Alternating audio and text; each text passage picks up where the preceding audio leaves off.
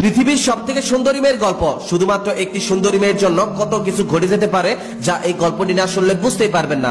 একদিন এক গরিব ছেলের সাথে একটি সুন্দরী মেয়ের দেখা হলো। মেয়েটি বোরকা পরিহিত অবস্থায় ছিল। মেয়েটির সাথে দেখা হওয়ার পরেই সে ভাবতে লাগলো, মেয়েটির হাত ও চোখে এত সৌন্দর্য, তাহলে না জানি সে কত সুন্দর। ছেলেটি এসব চিন্তা করতে করতে মেয়েটিকে মনের মধ্যে ঢুকিয়ে ফেললো আর ভাবলো, ইস, যদি আমি এই মেয়েটিকে বিয়ে করতে পারতাম। আবার এদিকে সেই মেয়েটি বলল, আমি জীবনেও কখনো কোনো পুরুষ মানুষ দেখিনি, আজকে প্রথম আপনাকে দেখলাম। গতকাল আমার মা মৃত্যুবরণ করেন, এই প্রথম আমি বাড়ি থেকে বের হয়েছি। আমার 16 বছর বয়সের জীবনে কখনোই আমি বাড়ির বাইরে পা রাখিনি। আমার মা কখনোই আমাকে বাড়ি থেকে বের হতে দেয়নি। আমার মা সব সময় আমাকে লুকিয়ে রাখতেন। মা বলতেন, আমার এত সৌন্দর্য দেখলে মানুষ আমার ক্ষতি করবে। এই পৃথিবীর মানুষ খুবই ভয়ঙ্কর, তারা দেখলে আমাকে ছিঁড়ে বিড়ে খাবে। গতকাল মা মৃত্যুর পূর্বে আমাকে বলে গেছে একজন ভালো যুবকের কথা, সে এই জমিতে কাজ করবে। তার পরিবারে আপন বলতে কেউ নেই। মা বলেছে আমাকে তাকে বিয়ে করে নিতে। আমার মনে হয় আপনি সে যুবক যার কথা আমার মা আমাকে বলে গেছেন। আচ্ছা, আপনি কি আমাকে বিয়ে করবেন? মেয়েটির মুখে এমন কথা শুনে যুবকটি এতই খুশি হলো যে সে আবার জিজ্ঞেস করলো, আচ্ছা, আপনি কি সত্যি আমাকে বিয়ে করতে চান? মেয়েটি তখন বলল,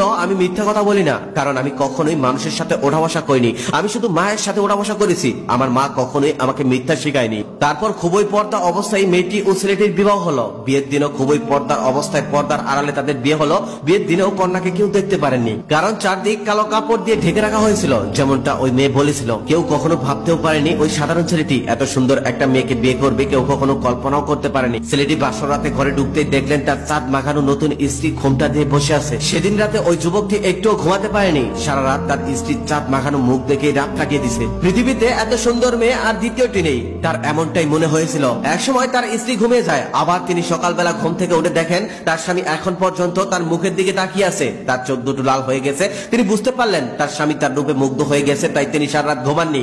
তাই তিনি সারা রাত তার মুখের পানি তাকিয়েছিলেন। এভাবেই দীর্ঘ 1 মাস শুধু তার স্বামী তার স্ত্রীকে দেখলেন আর তিনি মনে মনে ভাবলেন, সুবহানাল্লাহ, একজন মানুষ এত সুন্দর হতে পারে। এখন তারা সংসার শুরু করেছেন। যেদিন থেকে ওই সুন্দর মেয়েটিকে ওই ছেলে বিয়ে করেছে, সেদিন থেকে তার জীবন অনেক সুন্দর ভাবে কেটে যাচ্ছে। খুব সুখে শান্তিতে সংসার করে যাচ্ছিল তারা। একদিন কি হলো, বাড়িতে একজন মহিলা আসলো। সে হঠাৎ করে আসলো আর বলল, আমি এই বাড়ির নতুন বউটা দেখতে চাই। বাড়িতে মেয়েটি একাই ছিল, তার স্বামী ছিল না। তার স্বামী বাইরে কাজ করতে গিয়েছিল। মেয়েটি তখন বলল, আমার স্বামী বাড়িতে আসুক, পরে দেখে যাবেন। মহিলাটি এই কথাটা শোনার পর রেগে গিয়ে বলল, এটা কেমন কথা? আমি তো কোনো পুরুষ মানুষ নই, আমি একজন মহিলা মানুষ, আমি দেখলে কি এমন হবে? মেয়েটি তখন বলল, আমার স্বামীর অনুমতি ছাড়া আমি কাউকে চেহারা দেখাতে পারবো না। আমার স্বামী বাড়িতে আসুক, পরে দেখে যাবেন, একটু বসুন। মহিলাটি তখন রেগে মেগে বাড়ি থেকে বের হয়ে গেল আর চিন্তা করতে লাগলো সামান্য চাষার বইয়ের কত দেমাগ। তিনি আরো ভাবতে লাগলেন, কারণ কি? তার চেহারা দেখতে দেয় না কেন?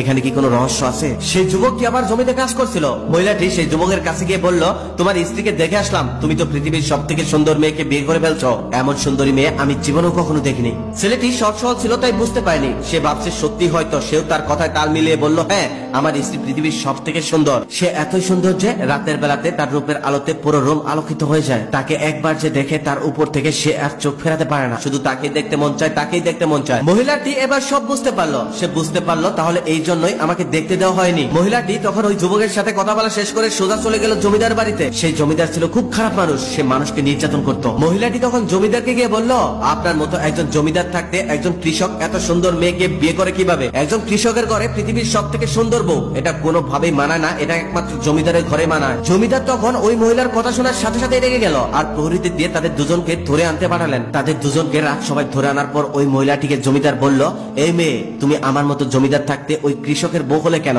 তোমার কি আমার মতো জমিদারকে চোখে পড়ে নাই? তুমি ওই সামান্য কৃষককে বিয়ে করেছো। মেয়েটি এবার বুঝতে পারলো যে সে ধরা পড়ে গেছে। এখন আর কোনো কিছু লুকিয়ে রেখে লাভ নেই। মনে মনে ভাবলো, আমি যদি এখন সকল সত্যিটা জমিদারকে বলে দেই তাহলে হয়তো তিনি আমাদেরকে কিছুই করবেন না। তাই তিনি সকল সত্যি বলে দিল আর জমিদারকে অনুরোধ করে বলল যেন তাদের কেউ কোনো ক্ষতি না করে। কিন্তু মেয়েটি জানতোই না ওই জমিদারই তাদের সব থেকে বড় ক্ষতির কারণ হবে। জমিদার সবকিছু শোনার পর মেয়েটির চেহারা দেখার জন্য ব্যাকুল হয়ে গেল। এখন আর কোনো কথাই তার ভালো লাগছে না। জমিদার এবার সরাসরি বলল, ওই মেয়ে, আমি তোমার চেহারা দেখতে চাই। শুধু জমিদারই নয়, জমিদার সবাই সমস্ত লোকই তার চেহারা দেখার জন্য ব্যাকুল হয়ে গেল।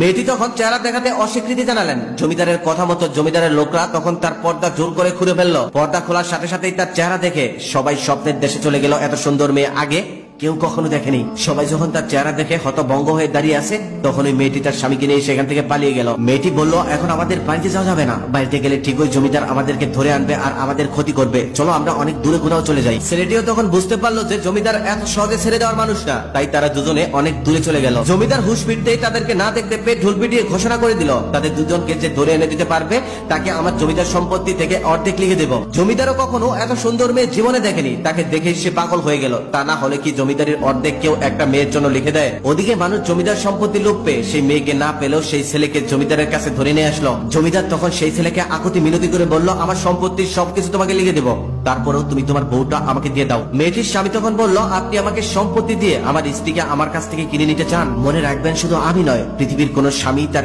স্ত্রীকে বিক্রি করে দিবে না, সে সুন্দরী হোক বা অসুন্দর হোক। আপনি হাজার চেষ্টা করেও আমার স্ত্রীকে আমার কাছ থেকে কেড়ে নিতে পারবেন না। তখন জমিদার আবারও আকুতি মিনতি করে বলল, তাহলে তোমার স্ত্রীকে শুধুমাত্র একটা রাত আমাকে দিবে? আমি এক রাতের জন্য হলেও তাকে চাই, বিনিময়ে আমার সকল সম্পত্তি তোমাকে লিখে দেব। ছেলেটি তখন মনে মনে ভাবতে লাগলো, আমি এখান থেকে এভাবে পার পাবো না, যেভাবে হোক এখান থেকে আমার বের হতে হবে আর আমার স্ত্রীকে নিয়ে দূরে কোথাও চলে যেতে হবে। তার আগে জমিদারের কাছ থেকে আমার ছুটতে হবে। তিনি তখন বুদ্ধি করলেন।